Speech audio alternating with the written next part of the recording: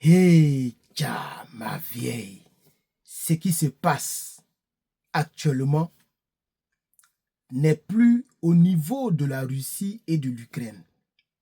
Il y a une guerre froide entre les États-Unis d'Amérique et l'Europe. C'est de ça qu'il va s'agir dans cette vidéo.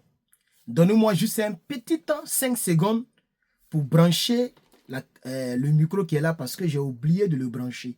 Donnez-moi quelques temps, je vais brancher le micro et puis on va continuer les hostilités. Voilà, donc donnez-moi juste un instant, je cherche à brancher le micro et on continue parce que j'ai carrément oublié, mais j'ai déjà lancé le direct. Et pardon. Enregistré. Alors, sûrement que le son est différent. On va poursuivre. Chers amis, maintenant que notre frère Yoromani, à qui je fais big up respectueusement, et je lui dis beaucoup de courage pour ce qu'il a connu comme épreuve, nous revenons maintenant dans la prolifération de l'information, parce que vous savez très bien que les France 24 communiquent dans le sens de la volonté de Macron. Mais ici, nous on donne l'information de manière crue, véridique et claire, limpide, sans tricherie. Alors, de quoi s'agit-il? Il s'agit de la réponse de notre intrépide Donald Trump. L'imprévisible, le meilleur président américain, Donald J. Trump, l'homme dont je suis fier. Alors, Donald Trump a répondu à l'Europe. Alors, ils vont me dire, mais pourquoi tu dis que Donald Trump a répondu à l'Europe? Qu'est-ce qui se passe entre l'Europe et Donald Trump? Je vais vous expliquer. S'il vous plaît, mettez beaucoup de likes. Mettez beaucoup de likes et partagez cette vidéo à travers le monde, dans le groupe africain et dans le groupe panafricain. Vous savez très bien, après le clash qui a eu lieu entre Volodymyr Zelensky, président de l'Ukraine, et Donald J. Trump, président américain, avec Vance, vice-président américain, dès que Volodymyr, tout fâché, tout énervé, parce qu'il a été chassé de la Maison Blanche, c'est ça qu'on ne vous dit pas, mais je pense que le président lui-même l'a dit sur ses réseaux sociaux, il a chassé le gars, et il a dit sur Truth Social, c'est son réseau social, Truth Social, il a dit que le jour que Volodymyr sera prêt pour pouvoir négocier, pour aller vers la paix, pour pouvoir trouver un deal de négociation, il peut revenir à la Maison Blanche, mais pour l'instant, il n'a qu'à partir. Vous avez vu, ceux qui suivent bien l'actualité, il est allé directement du côté du Royaume-Uni, United Kingdom. Il est allé là-bas pour s'amouracher avec le nouveau Premier ministre là. Et les gens ont donné des garanties, ils ont blagué là-bas, ils ont commencé à sourire devant les caméras. Alors, Donald Trump a compris que ça, c'était une première provocation. Rien n'a été dit. Hier, le 6, aujourd'hui le 7, hier, le 6, il y a eu une réunion qu'ils ont appelée réunion d'urgence. Ok? Tous les pays se sont réunis. Vous savez que l'UE, l'Union européenne, est composée de 27 pays, si je ne me trompe pas. Donc, tous les 27 pays se sont réunis pour pouvoir trouver un schéma pour être indépendant vis-à-vis de l'Amérique et puis pour être prêt à affronter Poutine. Vous voyez? Et ça, c'est très dangereux pour la paix globale, pour la paix mondiale. Alors, Donald Trump n'a pas cherché par 4 chemins. Partagez-moi cette vidéo, s'il vous plaît. Partagez-moi cette vidéo. Ne me poussez pas à vous supplier, s'il vous plaît. C'est Dieu seulement qui supplie. Partagez-moi cette vidéo. Il faut mettre un like. Il faut participer et donc à la bonté, à la beauté et donc à la grandeur de cette vidéo en mettant ton like. N'oublie pas de liker et de commenter. Alors bref, on va avancer. Il faut avancer. Donald Trump, vous savez ce qu'il a fait? Il est allé stopper simplement, c'est-à-dire il a appuyé sur un petit bouton. Il a stoppé ce qu'on appelle le partage des renseignements. C'est-à-dire les renseignements américains. Parce que vous savez très bien, depuis la guerre a commencé, au temps de Biden, les États-Unis et l'Ukraine partagent les informations, s'échangent les informations. Ok, les renseignements. Ok, les renseignements top secrets.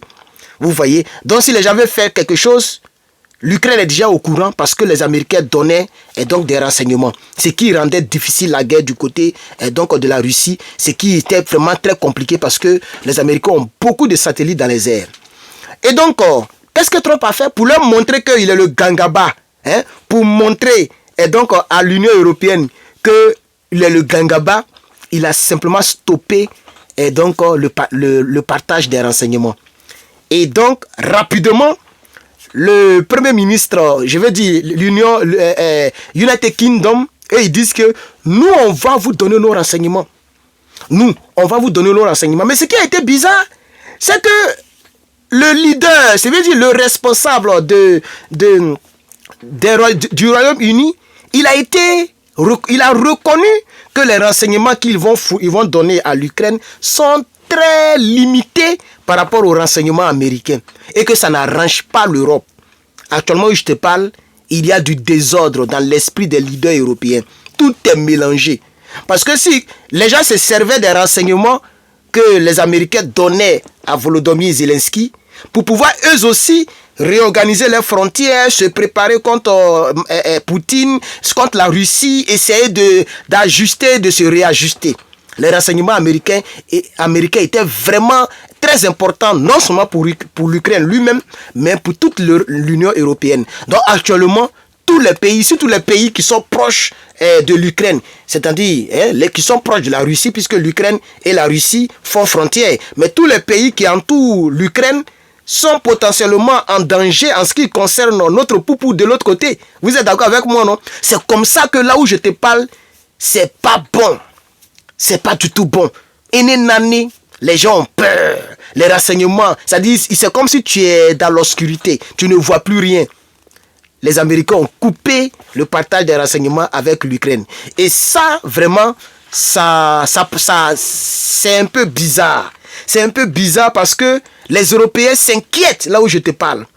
Ils s'inquiètent, ok? Et les infos, donc du côté de la Grande-Bretagne sont très limitées. N'est-ce pas une guerre froide qui naît comme ça? Ça, c'est mon point de vue. Ça, c'est ce que je pense.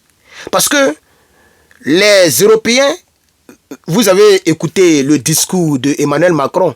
C'est-à-dire, il veut dire que nous, on est suffisants, nous, on se suffit. On n'a pas besoin de quelqu'un, nous, on se suffit. Voici l'esprit dans lequel il est. Nous, on n'a pas besoin... Attendez, la lumière là me frappe trop. Voilà. Nous, on n'a pas besoin de quelqu'un, nous, on se suffit. Voilà, nous, on se suffit. On doit tout faire pour aller contre la Russie. On doit tout faire. C'est pourquoi, tout à l'heure, j'ai produit une vidéo où je vous ai dit que la Russie a répondu en disant qu'il y a certaines qui veulent venir encore dans l'époque de Napoléon, en oubliant la fin tragique pour la France à cette époque. Vous voyez, et c'était une réponse très glaciale, une réponse qui fait vraiment peur. Là où je te parle, à l'Élysée, il y a beaucoup de troubles. Le bureau d'Emmanuel Macron est chargé de dossiers, des dossiers qui ne sont pas convaincants. Est-ce que vous savez que lorsque les 27 pays se sont mis ensemble, ils n'ont rien trouvé de concret. Il n'y a pas de solution. Ils ne peuvent pas toucher la Russie. Donc ils n'ont rien trouvé, tous ces pays-là n'ont rien trouvé de concret lors de leur réunion d'urgence. Et donc tous les journalistes qui posaient les questions, les gens ne répondaient pas aux questions. Ou les gens répondaient aux questions de manière vague. Vous voyez, en réalité, c'est ça la triste réalité. Soit on veut la paix, soit les Américains vont se retirer totalement de l'Europe et on verra si elle peut tenir contre l'autre côté poupou. C'est ça la triste réalité. Donc voici un peu le gros cœur européen. Oh, gros cœur ne mange pas riche. Voici un peu, je vais dire, c'est savourien. Savourien, ça met de plus en plus l'Ukraine en danger. Moi, en tant que panafricain, et j'espère que tu es d'accord avec moi, c'est pourquoi tu vas liker la vidéo et tu vas la partager. Je prône la paix. Que les gens trouvent une solution. Parce que Poutine a dit, lorsqu'il est allé croiser les veuves de la guerre, c'est-à-dire les femmes qui ont perdu leur mari dans la guerre, il leur a dit que les terrains qu'ils occupent en Ukraine, là, les terrains ne reviendront plus entre les mains de l'Ukraine. Volodymyr, lui, il dit il veut reprendre les terrains là. Donc ça veut dire soit la guerre va continuer jusqu'à ce qu'ils arrivent à Kiev, ou soit la guerre s'arrête là, on trouve un consensus, on trouve les Américains rentrent dedans, une bonne négociation mondiale, et puis on ferme et les gens vont vivre. C'est ce que Donald Trump a proposé. Malheureusement, j'ai comme l'impression que ce n'est pas ce que l'Europe veut et ce n'est pas ce que Volodymyr veut. Eh bien, nous verrons la suite de cette information. Merci donc d'avoir suivi cette information. N'oubliez pas, comme je l'ai dit, de la partager. Aidez-moi à pouvoir avoir aussi une audience et que Dieu vous bénisse depuis vos positions.